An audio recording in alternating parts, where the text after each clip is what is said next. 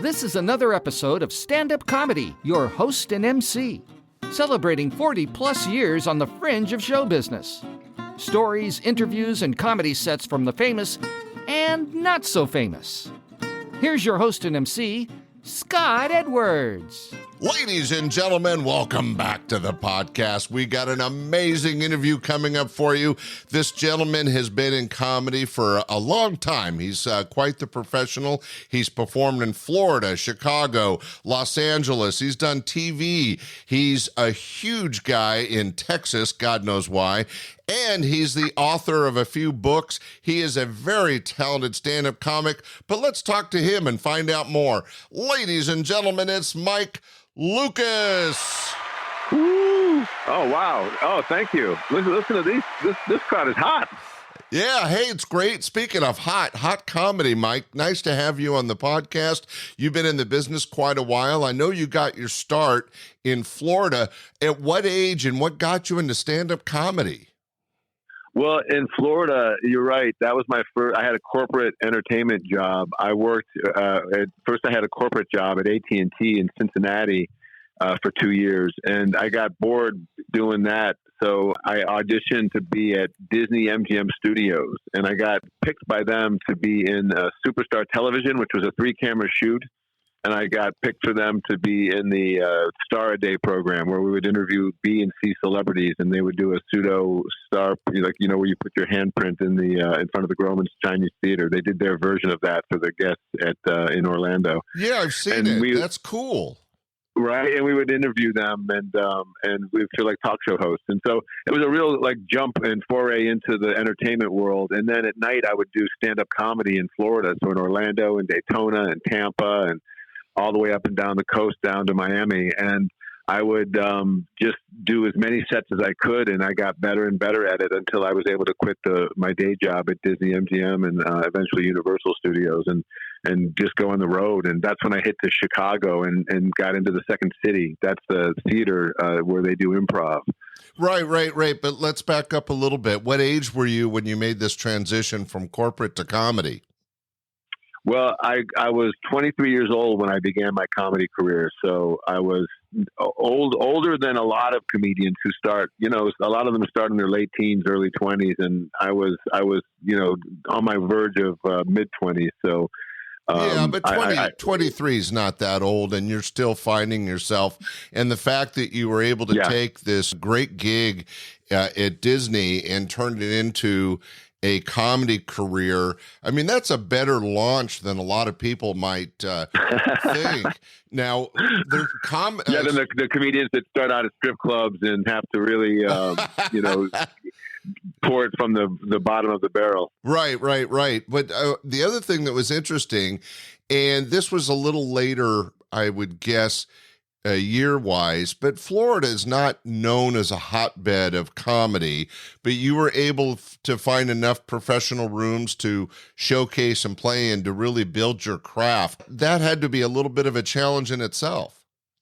Well, you know, what's funny is when you're hungry to get stage time, you'll take anything. And so there was a big league club in Orlando, one in Daytona, one in Tampa, and one in Miami, and one in Fort Lauderdale. And so between that, there were a lot of one-nighters. And so at the very beginning, when you're trying to get stage time, they're not letting you on those big stages yet. You're hungry for any stage time you can get. So I would go to these bars that would have one-nighters on a Tuesday, and there'd be, you know, 24 people in the audience just hammered, and they're facing the wrong way, and you're having to get their attention. And, you know, and so in Florida, they had that sort of world when I was starting out, which you got to remember, this was back in 1990.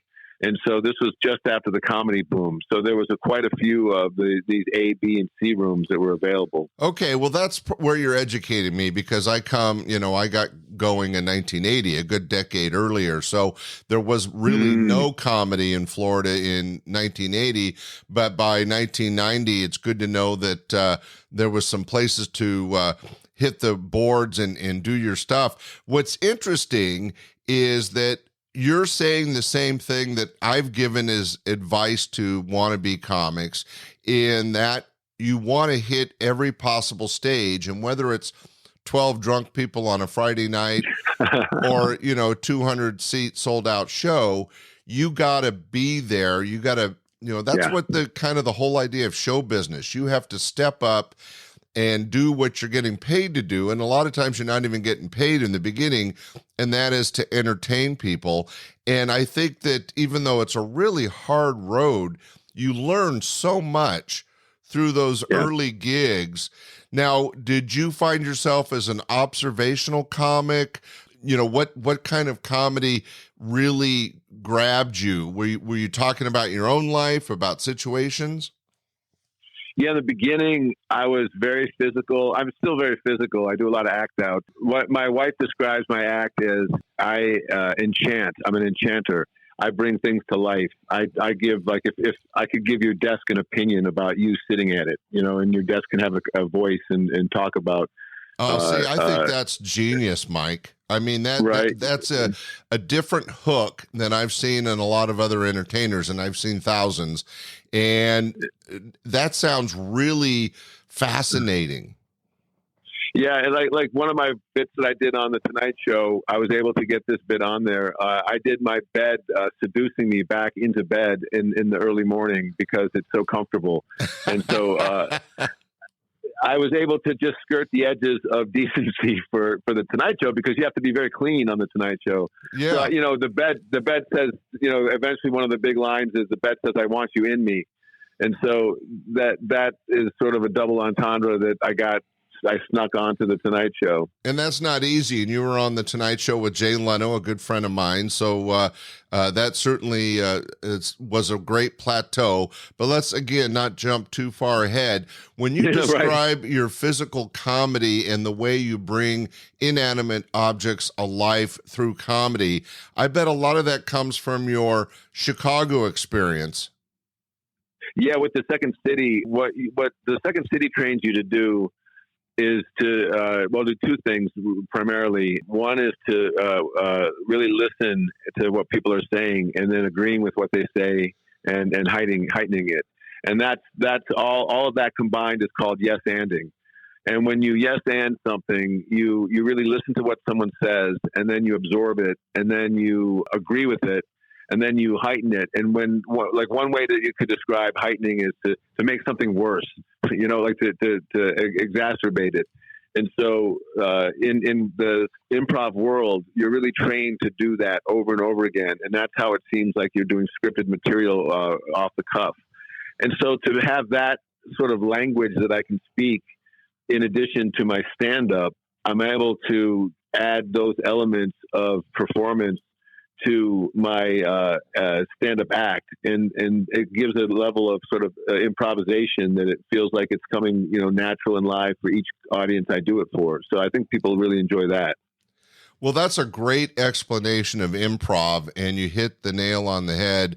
Improvisation, which is not, by the way, to be honest, my favorite type of comedy, is a situation where two or more people are interacting amongst themselves. And I think that's why it's not my favorite, because stand-up comedy is all about engaging with an audience. And in improv, you're engaging with your co-stars on stage. However, the tactic of listening, and that's so funny, Mike, I'm glad you brought that up, because I'm also an entrepreneur and a salesman, and one of the great rules of sales and being a strong CEO is being able to listen. And in comedy, you're interacting with an audience, so it's important to listen to the audience. It's called in the show business, read the room.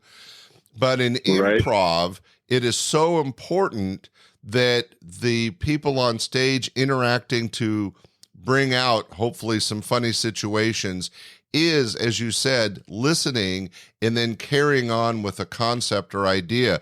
I think it's so great that you bring that out, Mike. Thanks so much. That'll be helpful to our listening audience. Now, at what point did you leave Second City and find yourself in Los Angeles? Well, it's funny. I did the Second City in the 90s, and that's when I was touring with them. I was the understudy for one of the main stage actors, Jim Zulovic, who was there with Rachel Dratch and Tina Fey and Scott Adsit and that group. So I got to perform with them on a weekly basis because Jim liked to go watch the Cubs play. So he often called in sick. So that was a real benefit for me. And because I did that work and I got seen in front of the producer, Kelly Leonard, he called me up when I moved to LA. He called me up and said, "Hey, do you want to do the main stage in Vegas? We have a show going up at the Flamingo, and we're going to do what we do in Chicago, but in Vegas. And we were looking for a group of people who are strong that can be on that stage." And so I was called from Los Angeles to Vegas to live there for a year to do their show. I opened this show with, you might know Jason Sudeikis was an actor at the time there. He and I were roommates actually at that Vegas gig. And so for a year, we got to pal around with each other and write scenes and do workshops and teach classes. Well, that's amazing. I knew about the Los Angeles connection. I didn't know about Las Vegas. And for a young entertainer to get a whole year paid working in a show business town like Las Vegas, and then when you take the other great gift of improvisation, especially when you're in a set show like in Las Vegas, it opens up that opportunity to write comedy. And that is one of the hardest things for people to get to in the industry, is to become the writer. And what's great again about stand-up comedy, my audience has heard me say this before, is that not only do you have to have the balls to get up in front of an audience and perform and try to make them laugh and engage with them, but you have to be a writer. You have to write your material. Yeah. And that can be such a challenge for so many people, and why a lot of people fail in the industry. But getting a whole year in Las Vegas just to hone in on improv and writing and the whole comedy scene, Mike, that must have been so helpful to your career.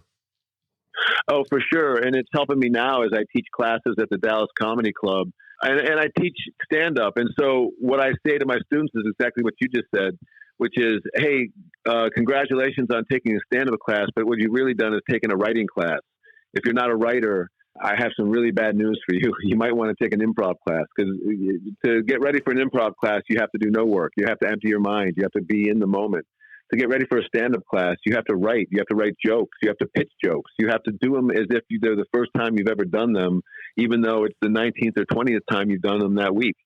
And so it's a real, what I say, Scott, is I say that there's we're 5-tool players as stand-ups. And I use that sort of metaphor from the baseball analogy, which is, a 5-tool player in baseball is somebody who can hit for average, hit for power, they can throw the ball, they can catch the ball, and they can run for speed. And if they have all 5 of those tools, they're considered a 5-tool player, and agents go nuts over them and teams go nuts over them because they're rare.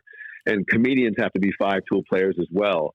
We have to be writers. We have to write our material and make it original and relatable.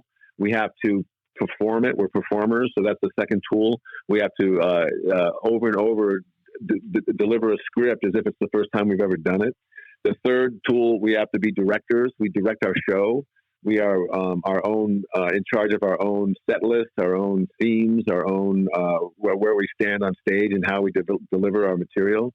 And then our fourth tool is we're travelers. That's what people don't realize, how big of a deal it is for comedians to travel. You can't do comedy in your living room, so you have to get good at traveling. And if you don't, you risk burning out. And if you burn out on the road, it's really hard to recover. And then the fifth tool, just to wrap up that idea, the fifth tool is you have to be a business person. As a stand-up comedian, you have to develop a following. You have to book your gigs. Until you have a manager or an agent, you have to do all those sub-tasks and arrange your career in such a way that you can make a living. And that's a fifth tool that you have to get good at. And so if you're not good at all 5 of those tools, your career will suffer. I teach that in a new book I just wrote called The Business of Comedy, 21 Things Every Comedian Should Know About the Business of Stand-Up Comedy. And it's a real multifaceted job skill. Well, I mean, you are hitting all the right notes. I think you and I are comedy brothers in this. It's so interesting to hear what you're saying, Mike, because I've never used the 5 tools reference. I'm not as big a baseball person, but it makes so much sense. And the one that really grabbed me that is never talked about in the industry is that fifth tool, the financial aspect of being your own boss. You know, every stand-up, especially professional stand-up comics, are basically entrepreneurs.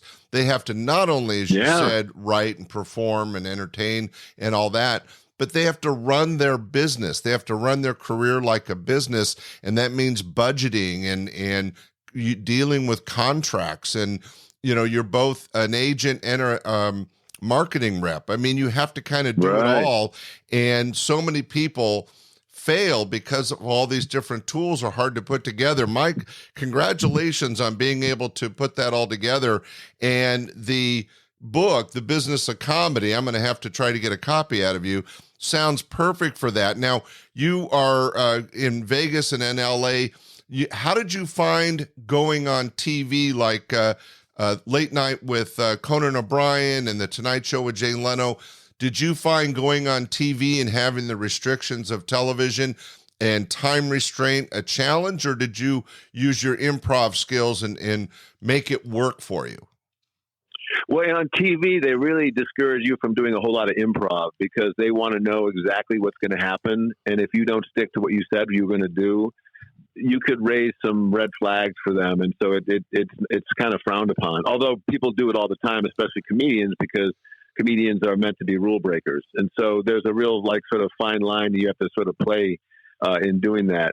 Now, I pretty much stuck to the scripts that I was assigned, which was my act. On the Tonight Show, it's interesting. The first time I went on there, it went really smoothly. The second time wasn't as smooth. The second time I went on, I had a migraine headache. I had there was somebody in the audience that had a you know when you're at a college football game and you hear that an air horn. Somebody had an air horn in the audience while I was kind of performing. And they didn't stop them? No, they couldn't because they didn't. It's a sort of live to tape TV thing. So all they could do is they could edit it out in the post production. Yeah, but in the production, that ruins your set. Yeah. Well, it didn't ruin it, but it made it a challenge, you know. And that was the thing is I was pretty young when I got that. I was maybe 7 or 8 years into my career. And so I wasn't used to handling all those types of things. And so, you know, I handled it as best as I could. But still, it affected me, you know, mentally, where you're like, oh my God, why is nobody stopping this air horn? Right, and it's so fascinating that they would let something like that happen. But I think you also bring up another point: is that one of the great abilities of a professional stand-up comic is being able to adjust to whatever's happening. And you and I both know that there's a huge difference between a Wednesday night show with 30 people, a Friday night late show with 150 drunk people, or a Saturday sold out show of sober date night people. Every situation is so unique, and every show can be special and unique in that way. One of the reasons why I love stand-up comedy, but also, as you're pointing out, one of the great challenges of the industry. Yeah, I love the fact that you have those different types of audiences each night, because what it does is it forces you as a comedian to adjust your act. And so you always do your act, you always do it the way you do it, but I'm going to do it differently for 30 people than I'm going to do it for 100 people. I'm going to do it different for a sober crowd than I'm going to do it for a drunk crowd.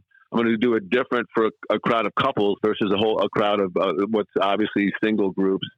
And I'm going to adjust it. I'm going to tweak it. And I'm going to know how to do that because I've done so many sets that I get what works and how to best present what I do to a group who's different. And to me, that's the art form of stand-up, the directorial tool that you have to, the hat you have to wear as a comedian. Yeah, and you say it so well that it is part of the job. And it's also where your training at Second City and your first gigs in Florida have brought you to a place of professionalism that you can do all that.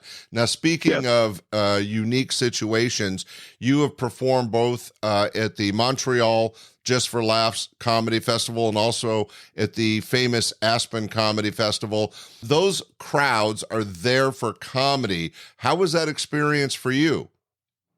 It was gorgeous, man. It's like a set that you just can sit back, relax, and just have a blast and do your comedy. And the crowds are really hip. They get sort of meta jokes.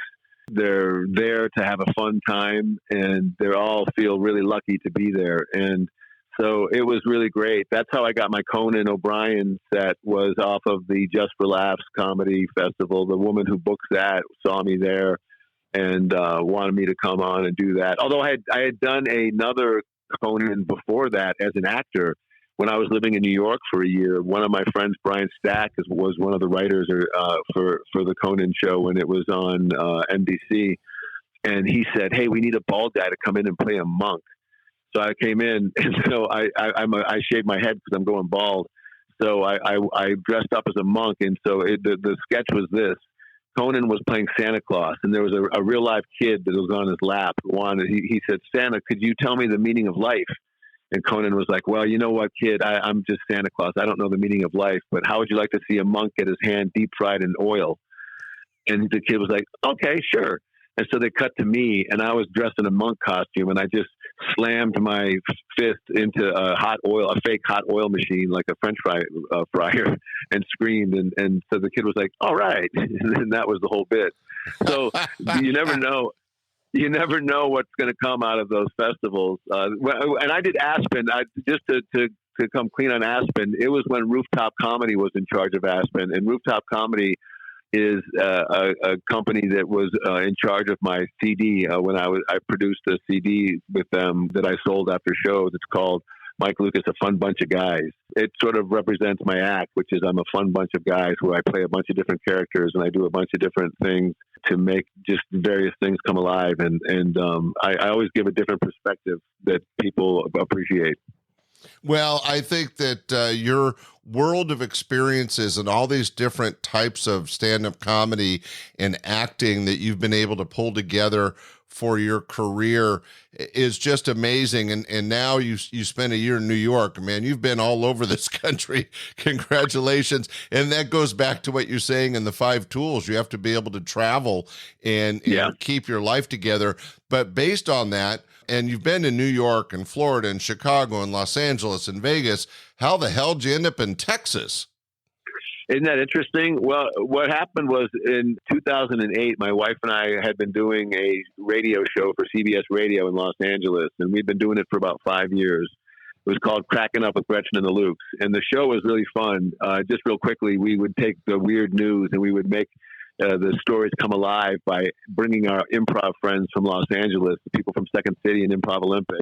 We'd invite them into the studio, and they would play the characters that were in the weird news stories. So, for instance, if there was a story of a squirrel collector in New Jersey that was made in the news, we would have one of our friends play the squirrel collector, and we would have him talk about why he is so fascinated with squirrels. That sounds like a great idea for a show. Right, it was great. We did it on Friday night, from Friday night at 11 o'clock till Saturday morning at 1 a.m. And we had a real eclectic audience in Los Angeles there that followed us. That show lasted until 2008 when the FM talk industry ended with the housing bust. That was when Adam Carolla lost his job, Tom Leykis lost his job, Tim Conway Jr. lost his job. Everyone that was at the FM talk station where we were at in LA, which was CBS Radio, the whole station changed formats and just no longer did this FM talk thing. And so we decided at that point that we were going to go ahead and have the kid that my wife was pregnant with. We found out right then that she was pregnant. And so we said, okay, well, we're going to move to Cleveland, where I grew up. And so we moved to Cleveland from Los Angeles, and we lived there for 5 years. And that's when I was working cruise ships and the clubs and just getting back into the stand-up. And then what I realized real quickly was, as a father of soon-to-be 2 children, a boy and a girl, I couldn't stand being on the road anymore. I was leaving town, and I'd come back, and I'd say, kids, it's me, Dad. And they'd be like, remind us? What are the challenges? Yes. Right. It's me, your father. And so I just hung up my cleats, and I stopped traveling, and I gave up stand-up comedy for a decade. And I just used that time to help co-raise my babies.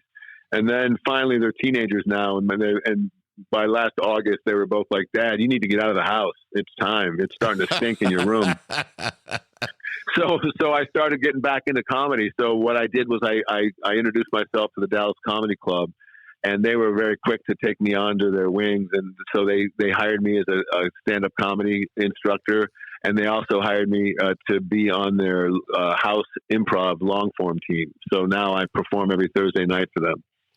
Wow, Mike, what an interesting and diverse career. I mean, from those early open mics and working at Disneyland to going through Cleveland, which is not your usual path, and ending up back in the industry in Texas. And by the way, taking a decade off to help raise your kids was probably really smart for your family, and I know your children and your wife appreciated that. But it does make it interesting, whereas in a lot of people that go to work for General Motors or something, they get into a career and they don't leave that job for 20, 30, 40 years, whatever.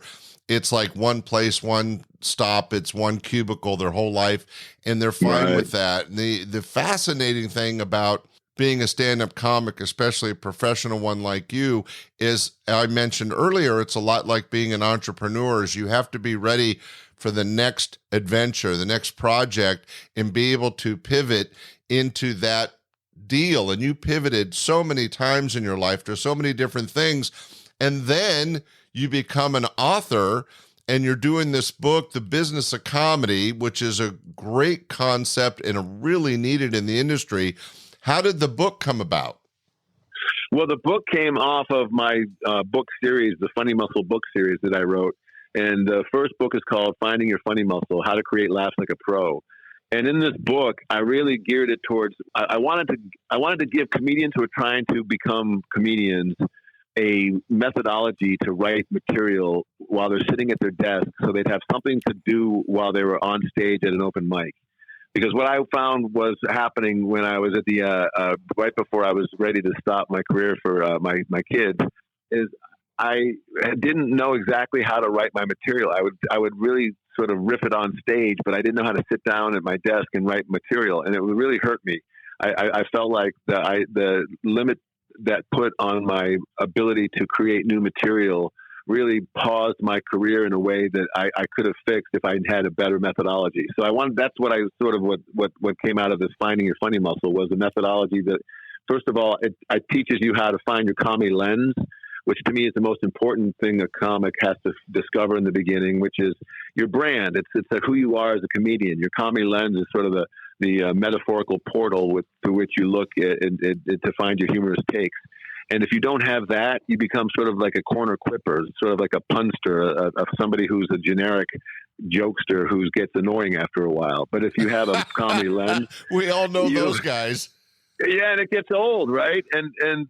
But if you have a comedy lens, then you're more original, you're more relatable. You're doing comedy that comes from a place that's unique. And people remember that. They tell other people about that. They relate to you. They go, "Oh yeah, I have an uncle that's like that," or "Oh my husband's like that," or whatever. Well, my wife is that way. Yeah, but I think you again, because you teach the industry, you're hitting all the right notes, and I appreciate that for my audience. But you are so true about the comedy lens, or finding in sales, it would be finding your hook. You want to be able to pinpoint who you are and what you're bringing to your industry. And it's the same as any other industry. In stand-up comedy, you want to be an individual, you want to be unique, and you have to find yourself on stage doing material through your comedy lens. However, Mike, I have to ask, what in God's name were you doing taking the Vince Champ story and turning it into an action-adventure novel? Oh yeah, how did you like that? I loosely modeled that antagonist after his story. I always thought that was fascinating what he did in a sick way. Like he obviously what he did was awful, but how he went about it as a comedian, and he created this pathway that was untraceable because he was diverting himself from his gigs to small colleges around it. And it always fascinated me that someone would think that way and plan their evilness around that. So I made him into my antagonist. Loosely, just very loosely. Now, two things for the audience. Vince Champ was actually a friend of mine. He worked my club for many years. Oh, no kidding. No, he was a serial rapist, which, we didn't know at the time. It was, it's kind of like, nobody did. It's like Ted Bundy, and like a really nice guy when he's not killing somebody. Now, of course, Vince Champ didn't kill anybody, but he was a serial rapist, and he used colleges and universities as he did his comedy tour. As a stand-up comic, he was always changing cities, and that's why the cops had such a hard time catching him. But it is a fascinating story, and if you want to go to the Googler, you'll be able to find information on it.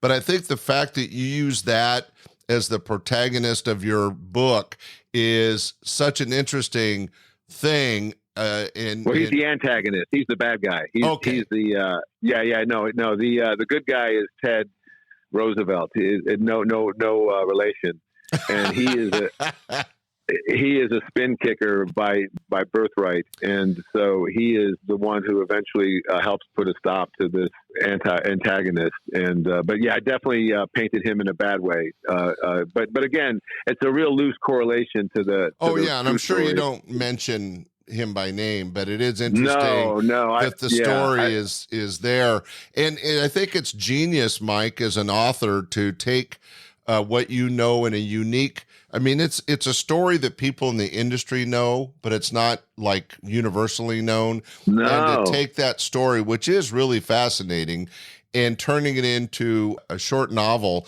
What's the title of that book?